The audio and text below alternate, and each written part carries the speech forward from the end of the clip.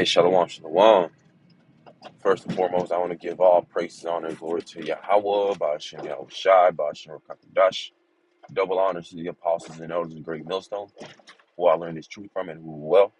Peace and salutations to the 144,000, the rest of the one-third, the large multitude, until you say Shalom.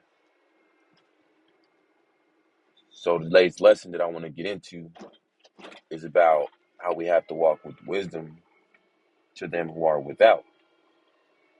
Because when we deal with these people out in the world, most of them, they don't know about the truth. They don't know that they're Israelites. Which only the so-called Negroes, Latinos, and Native Americans are the true Israelites. But even when dealing with these heathens, these Edomites, these Elamites, and all these different heathen nations, we got to know how to deal with them.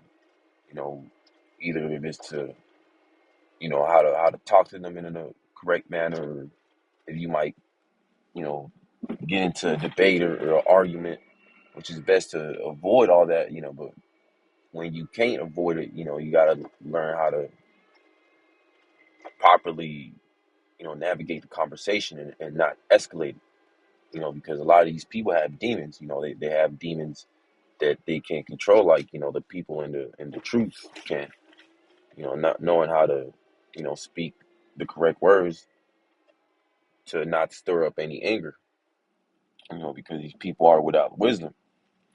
They'll crash out if, you simply say the wrong thing. So I'm gonna get this first one. This is Colossians chapter 4 and verse 5.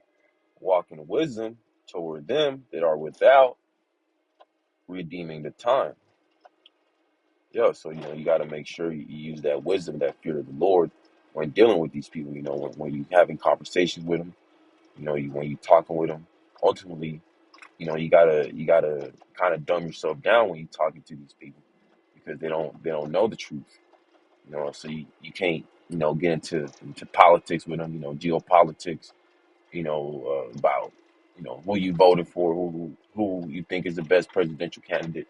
Ultimately, you gotta, dumb yourself down and really not get into it with these people. Even if they might want to argue with you, that's the demons in them, trying to stir you up to respond and fight back. This is verse 6.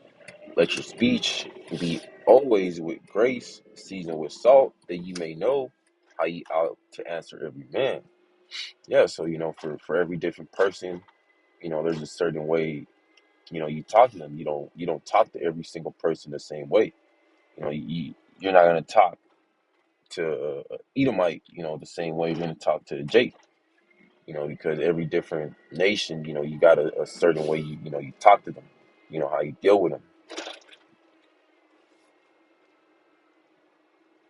So I'm gonna get this next one. This is Ephesians chapter 5 and verse 15. See then that ye walk circumspectly, not as fools, but as wise. Verse 16, redeeming the time, because the days are evil. Yeah, so, we got to make sure we walk circumspectly, look around, being aware, making sure that you don't, get into it with the wrong person, because, if you get into it with the wrong person, they'll be liable to crash out, which most of these people, they'll be liable to crash out. Ultimately, you don't have this truth, which only the Israelites can receive it, these so-called Negroes, Latinos, Native Americans, but even these heathens, we got to learn how to properly maneuver and not stir up these people, because they're already on edge, they're on drugs, they're on these different medications, on these GMO foods, they're you know, took the jump shot and all types of things that, have these people on edge, the economy's bad. So any little thing that, that you say that could rub them the wrong way, they'll blow up and crash out.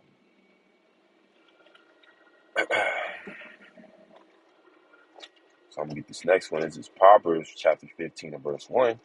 A soft answer turneth away wrath, but grievous words stir up anger.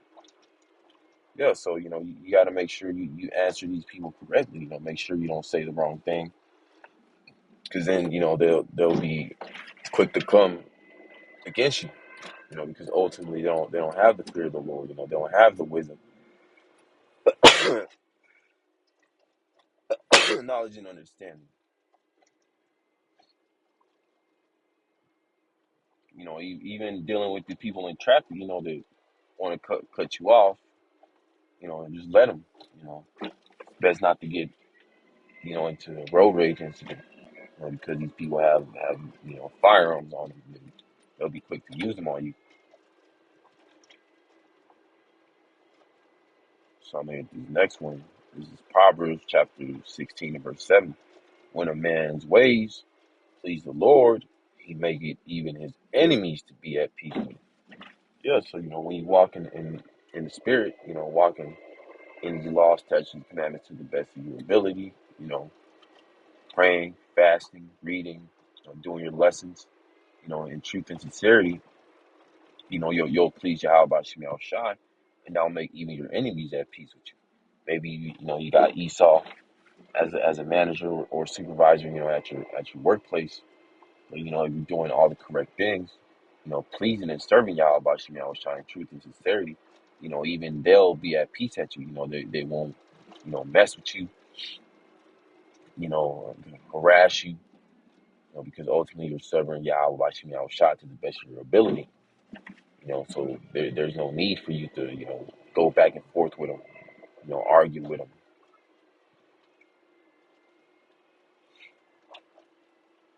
So I'm gonna get this next one. This is Romans chapter 12, verse 18. If it be possible, as much as lieth in you, live peacefully with all men. Yeah, so if possible, be peacefully with all men. Even if you do, get into an argument or debate with somebody, maybe at the workplace or somewhere else, you got to make sure you keep that peace.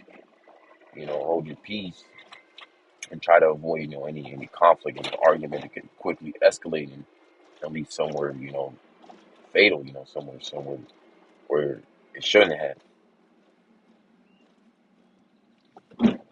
This is verse 9. Dearly beloved, avenge not yourselves, but rather give place unto wrath, for it is written, vengeance is mine, I will repay, said Yahweh Shemiel Shah. Yeah, so sometimes you're gonna have to turn the other cheek. When people offend you, they may say the wrong thing.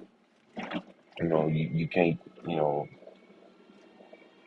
come at them and curse them out, because ultimately, they'll try to use that against you. So you have to turn the other cheek, and you have to wait on Yahweh Shemiel Shai to repay them vengeance. So I'm gonna get this next one. This is Matthew chapter 24 and verse 12. And because iniquity shall abound, the love of many shall wax cold. Yeah, so iniquity, that's sin on top of sin. Because it's abounding, is becoming worse and worse every day. Every week is getting worse and worse. It's getting bad. So these people have that cold spirit on them. That word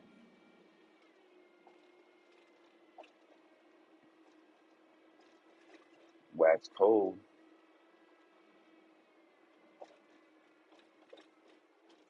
I could get that in the blue letter real quick.